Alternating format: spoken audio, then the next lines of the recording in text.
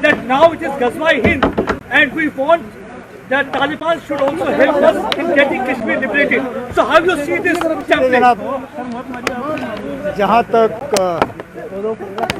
अफगानिस्तान के सूरत हाल का सवाल है, ये प्रश्न आपको मरकज़ी हुकूमत से करना चाहिए।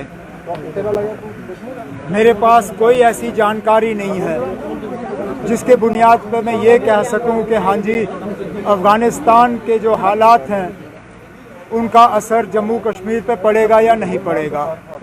तो मैं इस पर कोई टिप्पणी नहीं करना चाहता हूँ।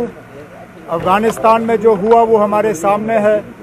इसका असर जम्मू कश्मीर पे पड़ेगा या नहीं पड़ेगा, इस सवाल का जवाब मरकज़ी हुकूमत के पास है, मेरे पास नहीं है। अल-कायदा की तरफ से थ्रेट आई है, हिज़्बुल मुजाहिदीन चीफ सैयद सलाउद्दीन ने कहा है। मैंने ऐसी कोई बात सुनी नहीं और मैंने आपसे कहा ना, ये सवाल आप मरकज़ की हुकूमत से करिए ना। मेरे पास कोई ऐसी जानकारी नहीं है जिसके बुनियाद पे मैं आपके सवाल का जवाब दे सकूं।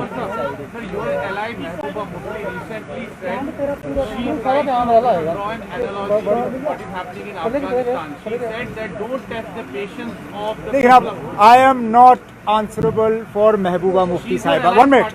I am not answerable for Mehbooba Mufti Sahiba, nor was she speaking from a platform of the PAGD, nor am I an office bearer of the PAGD. I am here in my capacity as the J&K National Conference Vice President. If there is something you want to ask me about my party and my party's leadership, I'll be more than happy to answer. I am not answerable for anything Miss Mufti says or does on her own party platform. Dr. Saab yesterday said that he regrets. Dr. Saab yesterday said आपको मौका मिला था ना।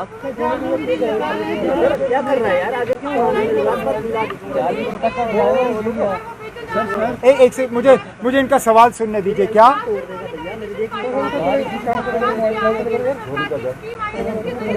मुझे आपका सवाल सुनाई नहीं दे रहा है।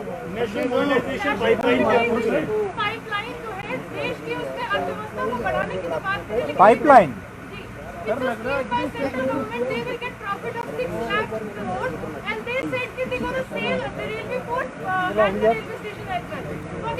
privatization and monetization of the assets of the... Then I think it's important that you draw a distinction between privatization and monetization.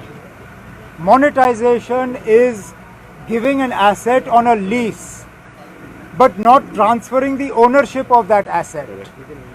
I see no reason why I should be opposed to a scheme that is looking to monetize an asset that is otherwise not being able to give me a suitable return. If these same assets were being privatized, I would then have questions to ask the government. But as far as monetizing an asset is concerned, if the ownership of that asset is not being transferred, and the government is able to earn from an asset that is otherwise dead, why should I oppose it? I support any scheme that will allow the government to raise revenue without putting the burden on the everyday people.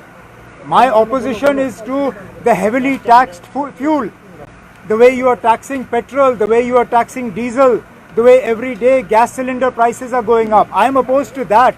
I would not oppose a scheme that allows you to monetize an asset without transferring ownership of that asset. Yes, I hope that the process that is followed is a transparent one, that it is not only friends of the BJP that benefit from this scheme. There should be an open, transparent bidding process.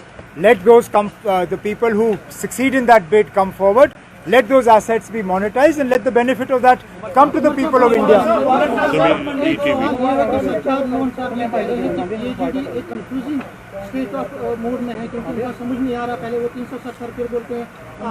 लेकिन आप, मैं माफ़ी चाहता हूँ, लेकिन Sajjad loan साहब को PAGD पे सवाल उठाने का कोई हक नहीं है, क्योंकि सजाद लोन साहब ने जिस तरह PAGD को छोड़ा और जिस तरह बहाना बना के उसको छोड़ा, इस बात के बावजूद कि उस इलेक्शन में उसकी पार्टी के लोगों ने भी PAGD के खिलाफ इलेक्शन में वो मैदान में उतरे, मुझे नहीं लगता है कि सजाद लोन साहब को कोई भी हक है PAGD से किसी तरह का सवाल करने का। जम्मू में PAGD का जो है, आपकी पार्टी में भी कुछ अनसिक्योरिटी है, कुछ अनईजीनेस है। जम्मू का जो लेकिन अब हम अभी लगभग 4 घंटे की मीटिंग कर चुके हैं जम्मू के साथियों के साथ। सारे सीनियर साथी हैं, पूरे जम्मू प्रोविंस के हमारे कोई भी इलाका ऐसा नहीं है जिसकी आवाज़ आज सुनी नहीं गई, और किसी भी एक साथी